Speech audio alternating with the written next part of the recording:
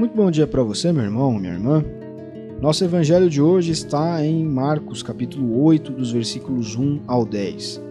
Aqui, outra famosa passagem da vida de Jesus, em que, estando ali uma multidão ao redor dele, ele sentiu compaixão, porque as pessoas estavam já há 3 dias seguindo e não tinham comido nada.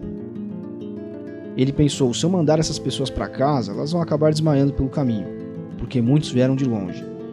E os discípulos então falaram, olha, como nós vamos saciá-los com pão aqui no meio do deserto? E aí ele perguntou, quantos pães vocês têm? E ele disse, 7. Jesus pede então que todos se sentem, pegou os 7 pães, deu graças, agradeceu a Deus por aquilo, partiu e foi dando aos seus discípulos para que eles distribuíssem. E distribuíram. Havia também alguns peixes, que de igual modo Jesus abençoou, e foram sendo distribuídos. Todos comeram, ficaram satisfeitos, e os 7 cestos que sobraram foram recolhidos com pedaços de pães e de peixes, que sobraram dessa multiplicação miraculosa. O relato do evangelista diz que eram mais ou menos 4.000 homens ali. E aí Jesus, após esse milagre, sobe numa barca e vai para uma outra região. 4.000 pessoas, então, comem até se fartar. 7 cestos sobram, de apenas 7 pães e alguns peixes que Jesus tinha ali. Essa passagem da vida de Jesus nos ensina muito mais do que apenas a divindade de Cristo e a necessidade de sermos gratos por aquilo que temos, porque ele pega aquele pouco e agradece a Deus por isso. Ensina-nos sobre confiança. Aqui Jesus está pegando praticamente nada para alimentar 4.000 pessoas. E muitas vezes nós olhamos para o que temos e vemos que é muito pouco. E nós devemos crer que esse Jesus aqui, ele vai fazer desse pouco aquilo que é necessário para nós vivermos o dia de hoje. E o amanhã, sendo gratos novamente pelo que temos, ele fará com que o que tivermos seja o suficiente. E veja, não se trata de uma magia, de uma mandinga, mas é um sinal de confiança em Deus. Não é uma simpatia, não é como algo parecido com um truque ou com uma sorte, mas é um coração grato e confiante. É o Jesus que fala para nós, olha, seja grato na oração que ele faz como modelo, pelo pão de cada dia. O pão de cada dia o Senhor nos dá hoje. Então nós devemos olhar para o nosso pão de cada dia e sermos gratos por ele.